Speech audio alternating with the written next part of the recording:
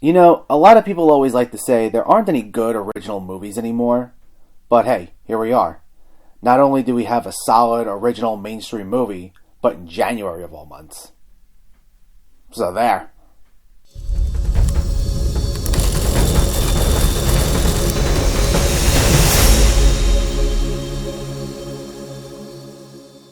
The Gentleman stars Matthew McConaughey as an American marijuana kingpin in England who plans on selling his business for a hefty sum so he can retire in peace with his wife and leave the drug trade behind. However, this draws the attention of several parties who also want their hands on his business, from fellow drug lords to other major crime figureheads. And as they go to battle with one another, things begin to spiral out of control for everyone involved. This was directed by Guy Ritchie, who first rose to prominence with the crime comedies Lock, Stock, and Two Smoking Barrels and Snatch, both of which are great cult classics. Since then, his output has been very hit and miss, and since Sherlock Holmes in 2009, his focus has shifted to franchises and adaptations, making this his first original work since 2008. This is Ritchie back in his comfort zone, and it's something that fans of his earlier work have been dying to see for years. While he's had some decent output with his adaptations, like The Man from U.N.C.L.E. and Sherlock Holmes, you can always tell that the finished product is coming from a man with a vision whose style was conflicting with studio interests. So he hasn't had as much of the creative freedom as he had when he first started off, but that changed with this film, and I can safely say this is a nice return to Ritchie doing what he knows best. So, let's jump right in. This is my review of The Gentleman. If there's one thing that Guy Ritchie does really well, it's bringing this manic energy to his films, and that's once again the case here. He always tries to keep this film moving. There are a lot of quick edits, frantic action scenes, and fast-paced moving camera angles. And what's great is, he rarely leaves his audience disoriented. It's typical for a movie that has a camera bouncing all over the place to lose the viewer and leave them not knowing what's going on, but that's not the case here. When things are kicked into high gear, it remains visually very clear. There are a lot of moments where Ritchie will cut back and forth between two different events, such as this one scene where McConaughey is rushing to save his wife from an attack, and the camera will cut back and forth from racing alongside McConaughey and this potential awful attack. The camera's constantly moving, but you're always able to follow. This film also contains another big Guy Ritchie staple, which is its snappy dialogue and quick wit. Characters are constantly trying to one-up each other with insults, or they always know how to fire back when something's not going their way. And it would lead to some really funny, quotable dialogue, especially when characters would get placed in unusual situations. This film would get out there at times, and that's where it would shine brightest,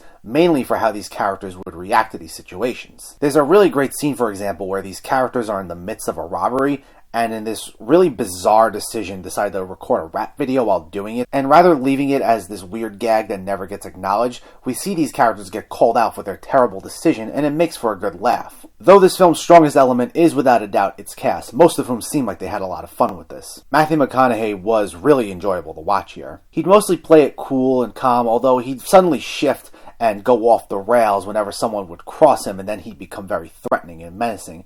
So this shift in dynamic would always be very entertaining to watch. Though one of the biggest standouts is Charlie Hunnam, who honestly felt more like the main character than McConaughey did. This story is told through a framing device where he's heavily involved, and this is honestly one of his overall best performances. He plays the role very similar to how he played Jax in Sons of Anarchy. He'd rarely raise his voice, but through his body language and facial expressions, you can tell he was someone you would not want to mess with. So I always found myself interested in every movie made because he was almost unpredictable. Colin Farrell brought a lot of laughs as this quirky boxing coach who somehow gets mixed up with Charlie Hunnam, and every time he was on screen, it would give the film a nice energy boost. Though the biggest surprise is, without a doubt, Hugh Grant. I rarely use the term transformative to describe a performance because I feel it's something that gets thrown around very loosely, but this is truly a transformative performance. His voice sounds completely different, and his personality is really slimy as this reporter who tries double-crossing everyone he meets. Considering he's mainly known for his likable, dorky lead man roles in rom-coms,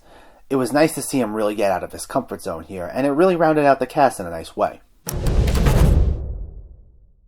While most of the cast is utilized well, it does have some sore spots, mainly when it comes to its antagonists. No one who's ever meant to be a major threat in this film ever really comes across as a major threat. There are villains who aren't on screen for long periods of time, and because they disappear for such long stretches, when they do reappear, the stakes don't really feel like they increase. This is most noticeable with Henry Golding's character. While it seemed like he was enjoying himself while filming this, I never once cared for his character. He shows up briefly in the beginning of the film and doesn't really come back around until the last act, and the way in which the characters react to him, the scenes are presented as if we're supposed to be afraid of him. But we barely spend any time with him. He just shows up and starts making threats, and we're just supposed to care because we're told he's a dangerous guy. He's a very surface-level villain, and because we don't know anything about him, the situations are never as tense as they should be, and that's the case with several other antagonists in this movie, and it kind of takes you out of the moment at times. I'd also say this movie would have benefited from being about a half hour shorter.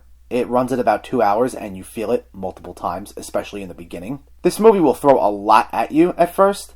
It will sit there and tell you who's who and what their backstory is before the main story even happens, and because of that, it just feels like this expositional dump. It isn't until about a half hour in where the story properly kicks off, but every so often after that, it'll suddenly feel unfocused. While Ritchie is known for his great dialogue, it feels like he's been restrained by the studios for so long that now that he has the freedom to do so, he just filled the air with as much dialogue as possible. But it always doesn't work here. There are a lot of scenes where it feels like characters are just talking for the sake of talking rather than having anything interesting to say. There are a lot of repetitive exchanges where characters will just threaten each other and they'll make these random pop culture references that really aren't that witty. Like there's a scene where Hugh Grant is explaining a situation and he adds, just like the Best Picture winner, The Conversation with Gene Hackman, and the way he says it with this smirk on his face is as if he said some zinger, but really it's just this pop culture reference for the sake of a reference. And there are moments like this that'll bring an otherwise fast-paced movie to a grinding halt because characters will just go on and on at times, and it really disrupts the pacing.